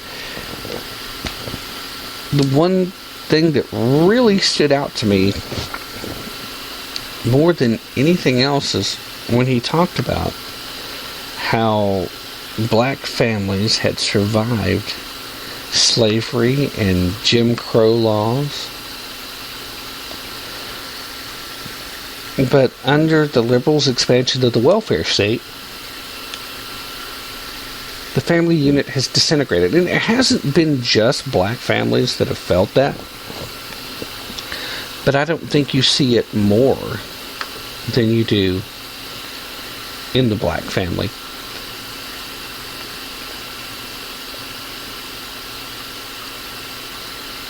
It's important to try and get all minorities to see this for what it is. The welfare state is an attack on the family unit.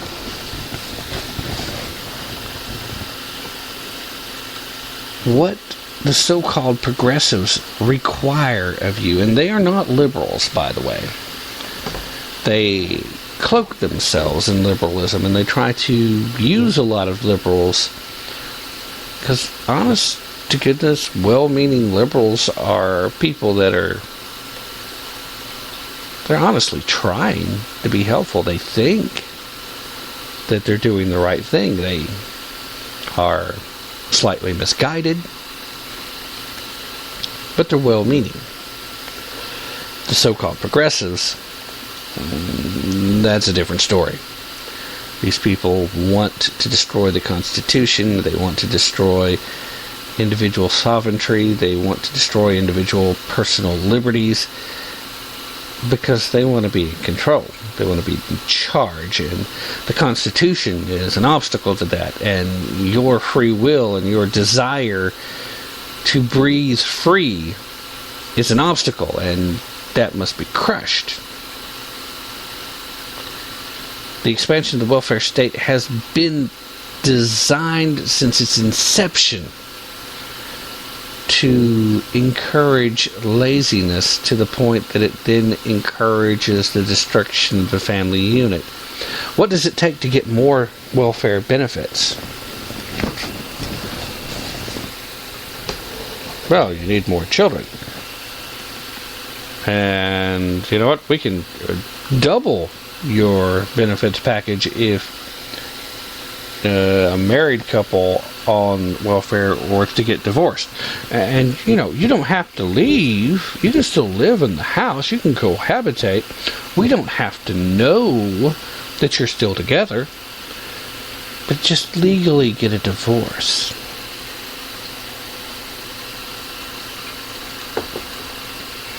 This mentality actually has went further than just welfare. Many states now have laws in place that allow insurance agents, auto, health, and home, to provide a much better rate to a single mother than to a married couple. And this is something that I know personally, because I had my wife this past year being told by an automotive insurance salesman, tell her that we can get you a much better rate if you go get a divorce. Like, it's just perfectly okay to go get a divorce. It doesn't mean anything. Well, it certainly doesn't mean anything to someone that's not engaged in an actual marriage. They just want to sell a policy. They know the policy is overpriced, and they're looking for some legal wrangling room to try and sell this policy. I mean, it's absolutely appalling.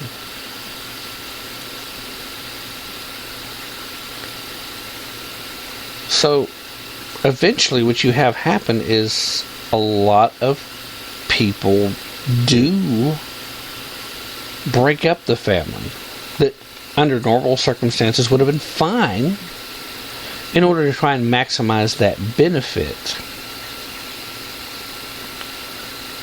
Well, what you find out is a family that would have been fine, once they get the divorce for whatever reason, or they never marry in the first place because they know that it will cut into the benefits they could have got,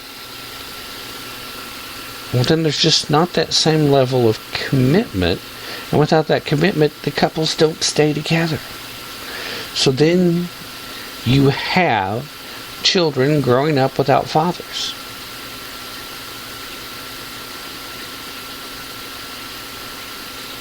Everything that the so-called progressive agenda has done to push to try to help, again with the air quotes that you cannot see,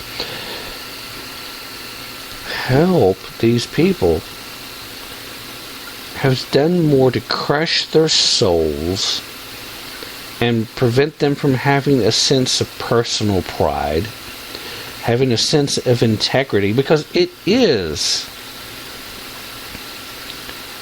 a huge lack of personal integrity to throw away a sacred vow that marriage is and should be, just in order to get an extra $200 a month from the government. Is that the price of your integrity? Is that the price that you would put on your soul? Because that's what you're doing.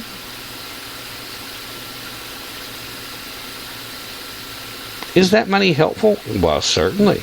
You wouldn't be getting it in the first place if you wouldn't find it helpful. But at some point, you have to be willing to draw a line in the sand. You have to be willing to stand up and say, no, no more. But do we even know what family values means anymore? We're constantly inundated from the media, whether it be standard television or Hollywood movies or whatever particular cable network you may be watching, which, is still television, but we're constantly inundated by these images that have made it seem like it's okay for 13 and 14-year-olds to be engaging in sex. And it's perfectly okay for 15 and 16-year-olds to be having children out of wedlock, and it's no big deal if the guy's around or not. I mean, even shows on the main networks are glorifying this type of behavior. I think a really interesting topic to talk about sometime when we can get an actual exchange, get some phone conversations going back and forth, would be to talk about things that were socially unacceptable 20 years ago, 30 years ago, 50 years ago, that is blown off as just being okay, no big deal today. Divorce was a biggie for a long time. Now, there are people that have more divorces than they have cars in a lifetime. There are people that, they've had more marriages than they've had jobs.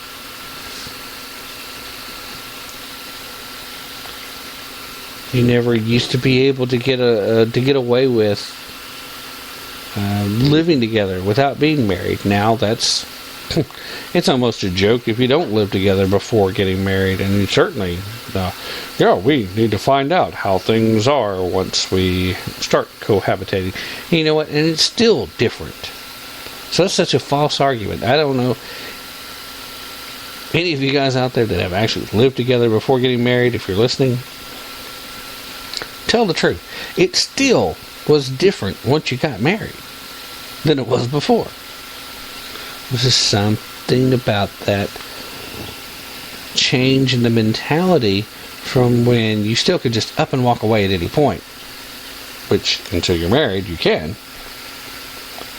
And then once you aren't married, it's different. It's different emotionally, it's different mentally, it's certainly different financially, because it's going to cost you something to walk away at that point. But I mean, do we even know what family values means anymore? It used to be a primary plank of the Republican Party that pretty much been kind of abandoned by the party. Some folks still talk about it. I guess it pretty much goes back to Newt Gingrich. He may very well have been the man to put the dagger into the heart of family values as a plank of the Republican Party when he had his debacle running off with, I think it was the third wife, while the second wife was deathly ill. It's kind of hard to talk about family values when you can't demonstrate them. So, do we even know what that is? I have no doubt that Americans are desirous of family values, that they want a return to family values. Because we see things like High School Musical. How wildly successful was that, and why? Television shows like Seventh Heaven, again, huge success, brought viewers to Warner Brothers Network in the days before it merged with UPN and became the CW. Again, why? Why was it so successful? Why did it bring people to watch it? Because it exhibited something that's missing in our culture today. You got to see a family that was together and that was willing to stand together rather than drift apart or have somebody hit the bricks as soon as the going got tough. We don't see that demonstrated very much anymore. And the few examples that we do is typically in 30-minute sitcoms, and even then, the father's made out to be a buffoon, and there's still usually some issue with one of the kids having some crazy moral crisis all the time. So, how do we go about restoring it? First and foremost, I really would like to see the Republican Party bring family values back as a major plank to the party. I think if you're going to get involved in the very messy side of things, and when you're talking about social issues, then you need to bring home the social issues. You need to look at the fact that, we have set back to the point that we have brought so much bad and negative aspirations to our society that so many bad things are just okay now, that we have divorce rates now that are higher than 50%. More than half of all marriages end in divorce now. We have abortion still going on. And whether you agree with whether or not it should be legal or not, if you have people that are embracing a moral code of their own that instills family values, then abortion goes away as a problem. I mean, it obviously doesn't go away completely, but it's no longer a preferred method of birth control. A lot of the social issues that keep dividing us, they go away if we all embrace a specific moral code that engenders traditional family values. And you don't have to have a traditional family to engender traditional family values. Ultimately, all you're really saying is that you pull together and you try to always do what's best for your family. You have a strong male role model, you have a strong nurturing role model, and they work together in concert to lead the family, to provide for the family, to nurture the family, and to, most importantly, keep that unit together as a family. And that can be done in adoptions, that can be done through a myriad of ways. But so it doesn't have to be a traditional family.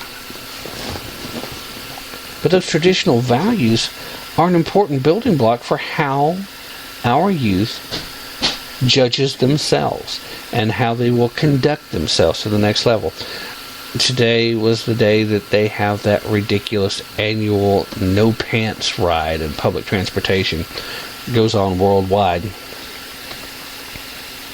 The people involved with this, they do it for the shock value. They're trying to irritate you. They're trying to get under your nerve. Or they're trying to make you think they're cool or wild, depending on whether or not you're a hipster, or if you're, like me, in their eyes, just an old fuddy-duddy. Which I'm neither old nor a fuddy-duddy. Thank you very much. I do believe there's a place for expressing yourself. But I think you should express yourself through words or through positive actions. And I don't see riding around in a subway train in your underwear as a positive action. And I don't want to have the idea floating around in my head of grandma having to sit somewhere where your backside's up in her face. And I certainly wouldn't want to think of one of my daughters riding around on a subway train and you're there practically with no clothes, just being an ass while showing your ass. Forgive my crudeness. But are we embracing traditional family values? And you wouldn't have kids out here doing that. Our culture is at a pivotal point. We had a culture of American exceptionalism, which isn't about, and I know I said this earlier, so if you're still here, thanks for hearing it for the second time. American exceptionalism is not about us thinking we're better than everyone else. It's the fact that our people are exceptional because we embrace this concept of we the people having the power. We are the sovereigns in this nation. Our government is operated through the consent of the governed. That was a grand experiment, and it hasn't happened anywhere else. Some other countries have come close in an attempt to emulate it, but nowhere has so much time and effort and blood and sweat and tears been shed in order to make that a reality. And right now, we have these so-called progressives that are doing everything in their power to take that away from us. And in a lot of cases, for a lot of people, they're just sitting back and letting them. Well, it's okay, just keep sending me a check.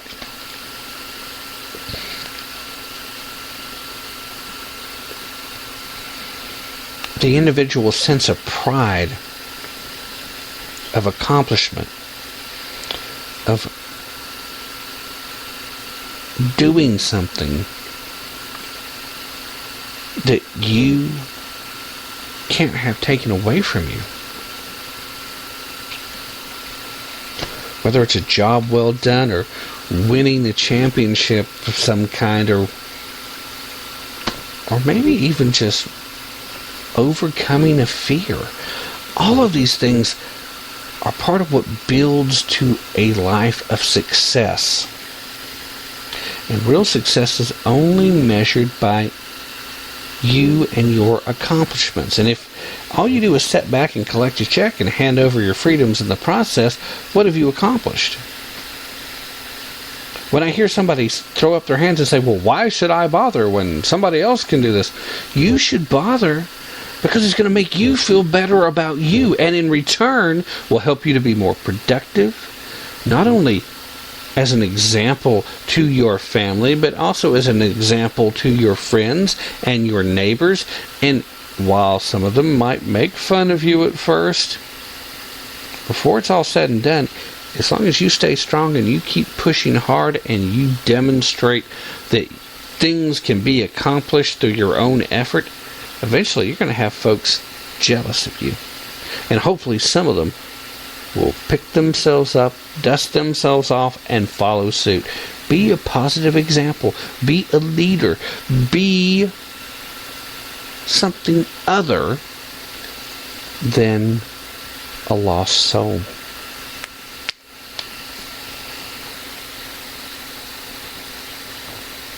People can define family values in a myriad of ways.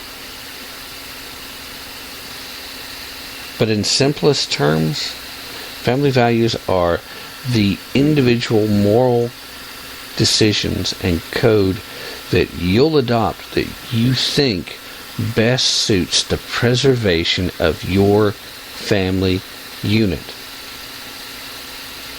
Maybe you're not so big on protecting a cultural background as much as you are physically protecting if you live in a rough neighborhood. Maybe it is all about trying to protect your cultural background and instilling a sense of pride in where you come from and where you've been as a member of a group of people. Regardless, maybe it's something as simple as instilling a love of learning. Maybe it's something as simple as instilling a love for a sport and trying to teach your children how to play a game that you loved and hopefully them be better than you were. Time spent with family, time spent protecting family, time spent sharing culture. Regardless of how you define it, there is always going to be a moral aspect to it. So we've got to start embracing a moral reality. If you want to talk about the robots that's going to build the hamburgers, well, then we have to start talking about robots that are going to do other things. That robot is never going to have a moral compass. It is only going to have programming. And you can read all the Asimov you want and hold on to the desperate pleas and hopes that eventually they'll put the 3 laws in place and that'll be good enough as a substitute for morality. It will never be enough. Robots can replace you in the workforce. They cannot replace you within a family unit. If we don't restore family values to our culture here, our culture will be lost.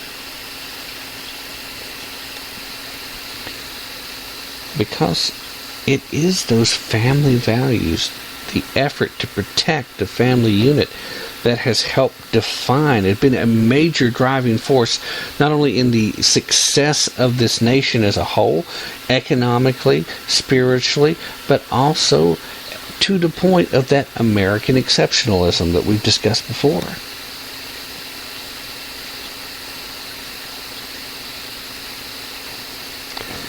Going to take a break. After the break, we're going to close down the show. So stay with us.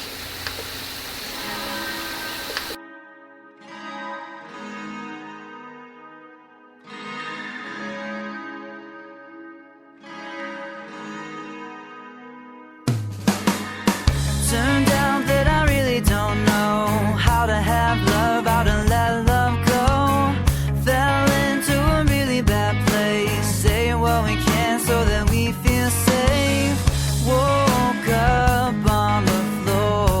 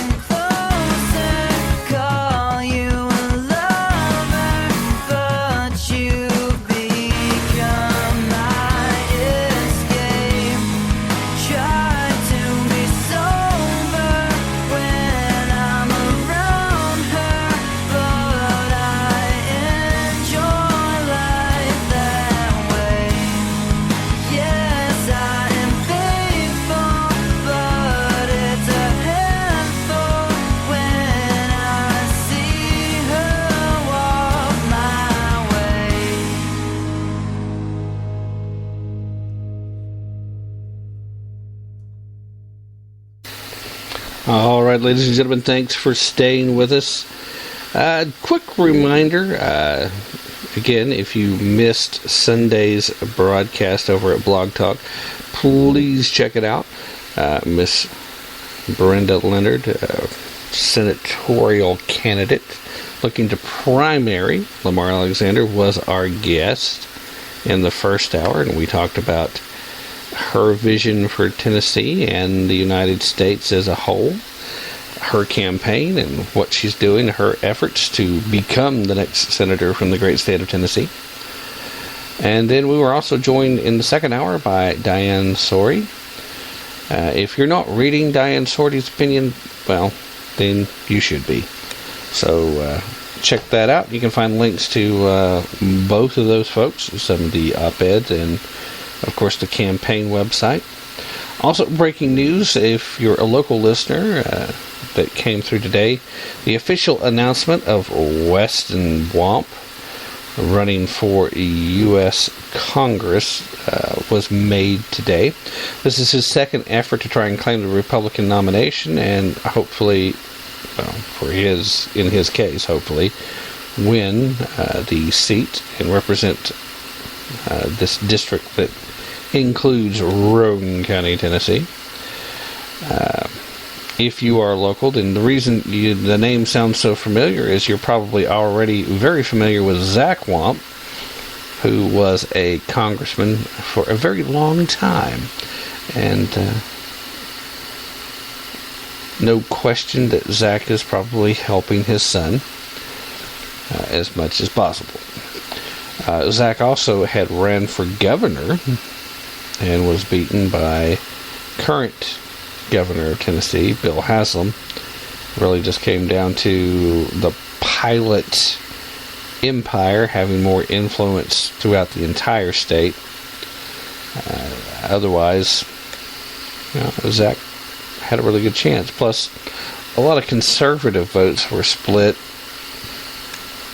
as a few other folks were in that race too. But in the end, that was all settled, and we have Bill Haslam as governor, and he'll be looking to be reelected himself. Such is life in politics. In closing, for today's show, I really wanted to point out the fact that, we talk about family values a lot without even really putting much thought into how we define it. And in truth, everybody defines family values a little bit differently. For some people, it's the time you spend with your family. Putting your family above work. Putting your family above a hobby. Putting your family above a vice. However you define it, there's no denying that it's still a facet of American culture that's disappearing. If we want to recapture our desire for individual freedom, we really need to get back to a family-centered existence. Because when you're part of a family unit, then you want, with every fiber of your being, to be able to have individual liberty, to help protect the individual liberties of your family members that are older than you, who have done their part to pass it on to you. And then when you have children of your own, however they came about, whether you adopted or whatever, I'm not making the assumption that it has to be a birth child. But once you open up your heart to them and you love them like they are your child, they become your child, then it doesn't matter. Family isn't necessarily about blood. It's something a lot of people tend to overlook too. But regardless of how you define family, and regardless of how you define your family values, you want those individual liberties to be passed on to the next generation, to the folks that are going to be carrying on your name. You want your kids to have more than you had, and they can't really experience that without that individual liberty. I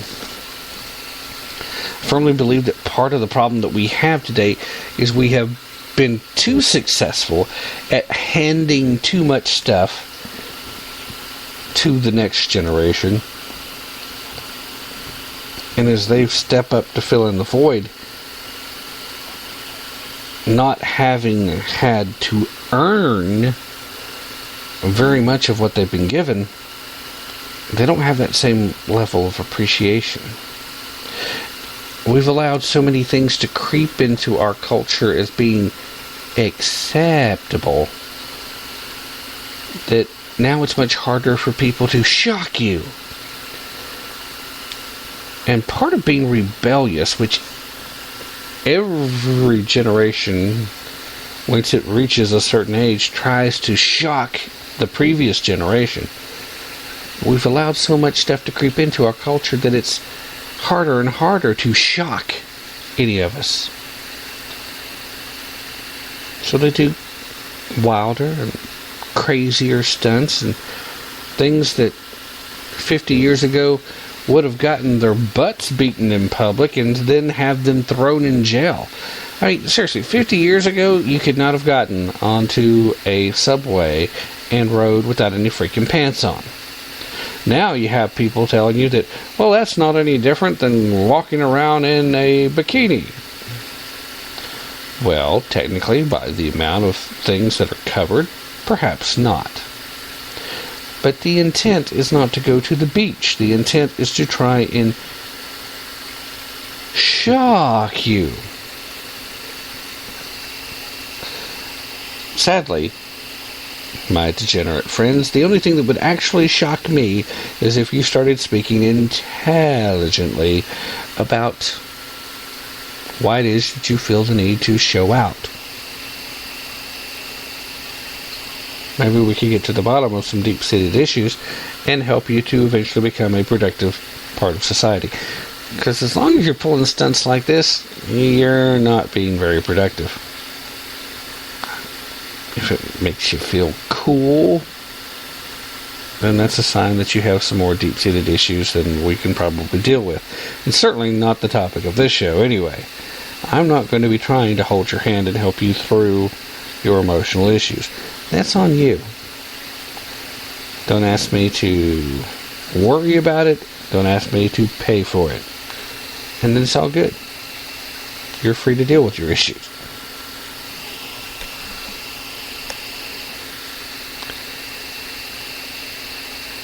We've really got to figure out, though, what's it going to take to reinstill this idea of the importance of the family unit. I mean, we're fighting back for decades upon decades now of the notion that, oh, women don't need men and children don't need fathers and Janie can have two mommies and all this just, it's mind-numbing is what it is. And in the process of forcing these ideas into the American consciousness, we've lost a lot of what really makes us who we are. And that's sad.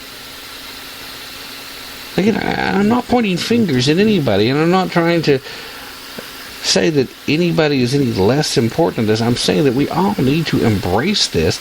We need to define the family values, and then we need to embrace family values. We need to bring it back as a tenet to the political parties. We need to bring it back to an active part of our culture.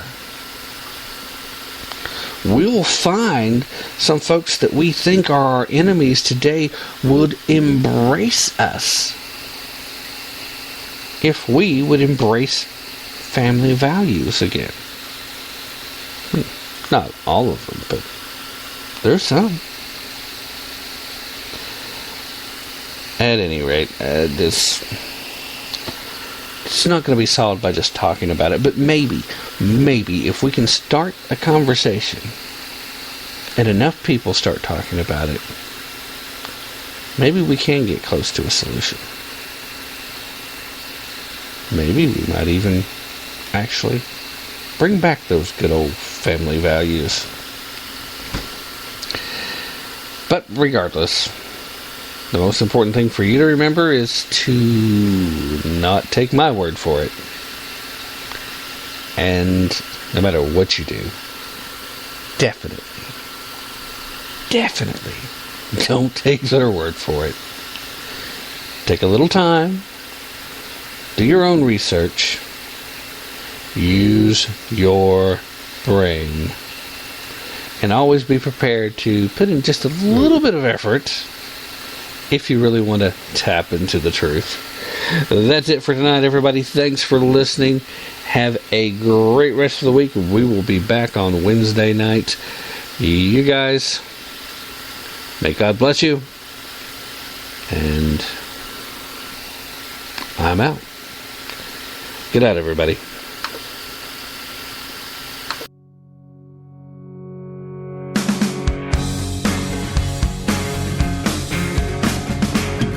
I've been watching, begging from the front door, like lightning striking near twice before.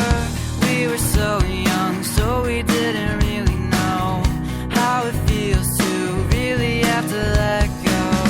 We went throwbacks, laughing while I relapsed. Well, these drinks are going down too fast. We were in touch, but it was not enough. We were sober, but she had me love drunk. So this is goodbye. I hope all the stars they shine wherever you will go after tonight. So this is our one life. Try my best to make it right. I promise you that I will always wanna fight. Always wanna fight.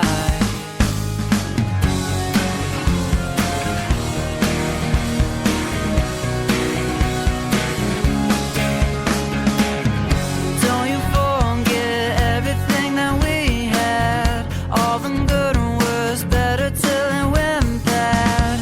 You know me better than anything, so I bet you saw this coming. We were laughing, thinking about old times, like our first kiss when I finally called you mine. We were like, wait, everything is gonna change. Hope when I come back, you know my name. I don't think I can say all I need to say. With the time left, counting down by the days, it would go by. I don't know how time flies. It's a heartbreak, but it wasn't good and right. So this is goodbye. I hope all the stars they shine wherever you will go after tonight. So this is our one life. Try my best to make it right. I promise you that I will always wanna fight. Always wanna fight.